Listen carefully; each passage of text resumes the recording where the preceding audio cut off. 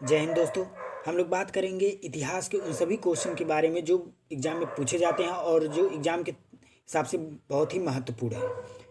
तो चलते हैं पहले क्वेश्चन पे। पहला क्वेश्चन है, दक्षिण भारत और पूर्वी भारत के भौतिक अवशेष के संदर्भ में कथन पर विचार कीजिए। पहला कथन है, दक्षिण भारत में ईंटों के विहार बड़ी संख्या में बनाए जाते थे। और दूसरा, पूर्वी भारत में पत्थरों के मंदिर विशेष आकर्षक के केंद्र थे। तो ऑप्शन है केवल एक, केवल दो, एक दो दोनों, न तो एक और न ही दो। चलिए अब उत्तर के बारे में चलते हैं। उत्तर है, दक्षिण भारत में पत्थरों के मंदिर बनाए जाते थे। इसके बचे हुए अवशेष उस युग का स्मरण कराते हैं जब देश के दक्षिण भाग में भारी संख्या में इसका निर्माण हो रहा था। पूर्वी भारत में ईंटों के विहार का निर्माण होता था। अतः कथन एक और दो दोनों कथन गलत हैं। क्यों गलत हैं? क्योंकि जैसा कि प्रश्न में दिया है कि दक्षिण भारत में ईंटों के विहार होते थे, तो इसमें बताया गया है पूर्वी भारत में ईंटों के विहार होते थे। इसलिए पूर्वी भारत में पत्थरों के मंदिर आकर्षक के केंद्र थे, परंतु इसमें बताया गया है कि दक्षिण भारत में मंदिर थे आकर्षक के केंद्र। इसलिए ये एक और दो दोनों कथन गलत है। उल्लेखनीय है कि अधिकांश भौतिक अवशेष जो कि टीलों के नीचे दबे हुए थे, एकल संस्कृति, मुख्य संस्कृति और बहुसंस्कृत मिलती हैं। अब चलते हैं अगले क्वेश्चन के बारे में। अगला क्वेश्चन, निम्नलिखित में से किस महापाषाण को मेगालिथ कहते हैं? तो ऑप्शन है, पहला ऑप्शन गुफा, मंदिर, कब्र और उपकरण। अब चलते हैं उत्तर के बारे में। उत्तर दिया है, दक्षिण भारत में कुछ लोग मृत व्यक्ति के शव के औजार, हथियार, मिट्टी के बर्तन आदि चीजों को कब्र में गाड़ते थे और इसके ऊपर घेरे में बड़े बड़े पत्थर खड़े कर दिए जाते थे।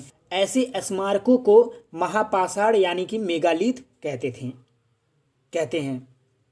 अतः विकल्प सी सही है। तो यहाँ पे मेगालिथ कहते किसे हैं कि कब्र के जो चारों तरफ बड़े बड़े पत्थर लगा दिए जाते थे, उसी को क्या कहते हैं? मेगालिथ कहते हैं। मेगालिथ किससे संबंधित है? कब्र से संबंधित है। और पहले के मानव जो थे वो सब मृतकों के साथ औजार, हथियार और बर्तन रखते थे।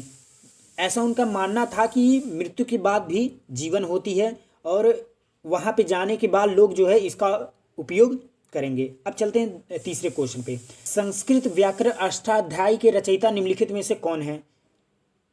नंबर एक, पतंजलि, पाणिनि, कालिदास और बाणभट्ट। अब चलते हैं उत्तर पे। अष्टाध्यायी यानी कि 8 अध्याय वाला को कहते हैं। इसके रचयिता पाणिनि है। पाणिनि ने 6वीं से 5वीं शताब्दी ईस्वी पूर्व में इसकी रचना की थी, जो एक प्राचीन ग्रंथ मानी जाती है। तो इसलिए इसके रचयिता कौन है? पाणिनि। ऑप्शन नंबर बी सही है। अब चलते हैं अगले क्वेश्चन पे।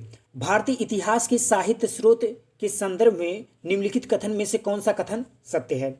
जातक कथाएं बौद्धकालीन राजनीतिक घटनाओं की जानकारी देती है। ऑप्शन बी, कौटिल्य द्वारा रचित अर्थशास्त्र मुख्यतः एक धार्मिक ग्रंथ है, मुख्यतः एक आर्थिक ग्रंथ है। ऑप्शन सी, कालिदास की रचनाओं में गुप्तकालीन उत्तर और मध्य भारत के सामाजिक जीवन की जानकारी मिलती है। नीचे दिए गए कूट का प्रयोग कर सही उत्तर चुनें। केवल एक, केवल दो, एक और तीन, एक और दो और तीन। कौन सा कथन सत्य है? अब चलते हैं उत्तर के बारे में। जातक कथा। जातक कथा एक प्रकार की लोक कथा है। बुद्ध के पूर्व जन्मों के कथाओं को जातक कथा कहते हैं।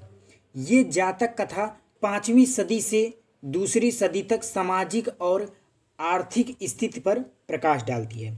जातक कथा उसे कहते हैं जो कथा भगवान बुद्ध के जन्म से पहले जो कथा कही गई थी, उसी को हम क्या कहते हैं? जातक कथा कहते हैं। जातक कथा 5वीं से 2री सदी तक की कथा को हम क्या कहते हैं? जातक कथा कहते हैं, जो सामाजिक और आर्थिक स्थिति के बारे में बतलाती हैं। प्रसंग वंश के ये कथा बौद्धकालीन राजनीतिक घटनाओं की जानकारी देती है, अतः कथन एक सत्य है। कौटिल्य के अर्थशास्त्र राजनीतिक ग्रंथ है। इसे 15 अधिकरण में बांटा गया है, जो कि दूसरा और तीसरा बहुत ज़्यादा पुराना है।